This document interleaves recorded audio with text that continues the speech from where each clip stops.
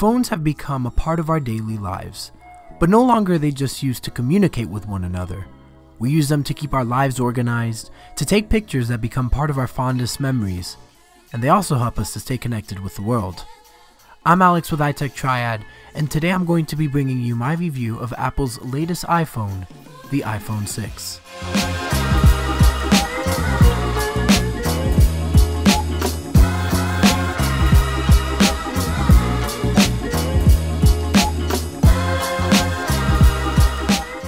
The iPhone 6. You either love it or you hate it. For those of you who hate it, I can understand your frustrations, and for those of you who love it, I can also understand why you carry an iPhone as your daily driver. Personally, I wasn't a fan of the iPhone 5S.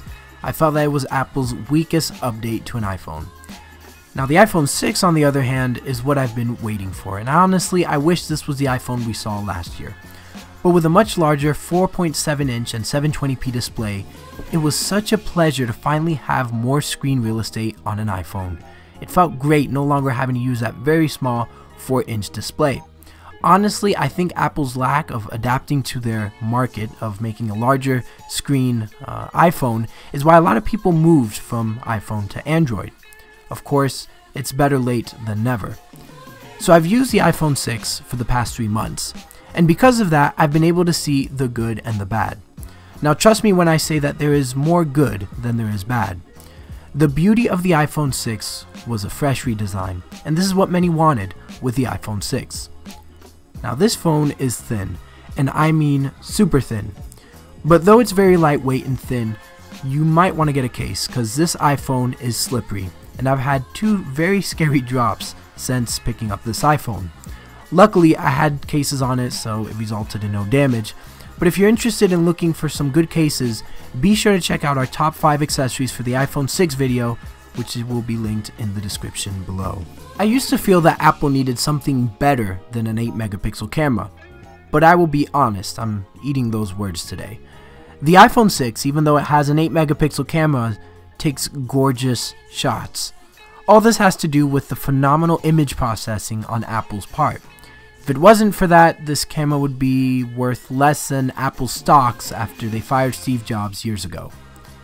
But I also want to give Apple props for finally, and I mean finally, giving me an iPhone battery that will last me till the end of the day.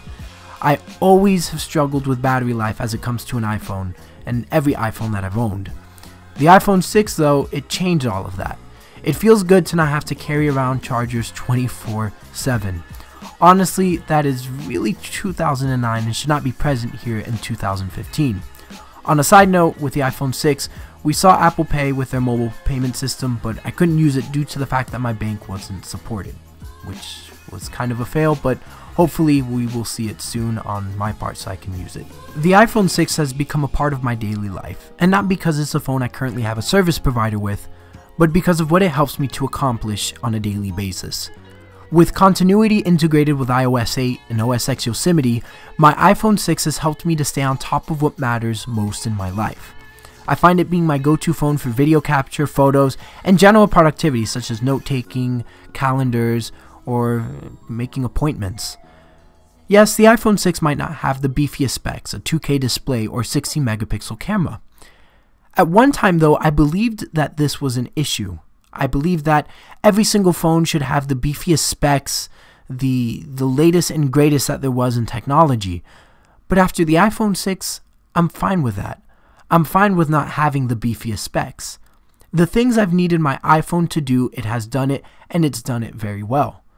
At the end of the day, don't we all just want things that work? The iPhone 6 works, and it works well.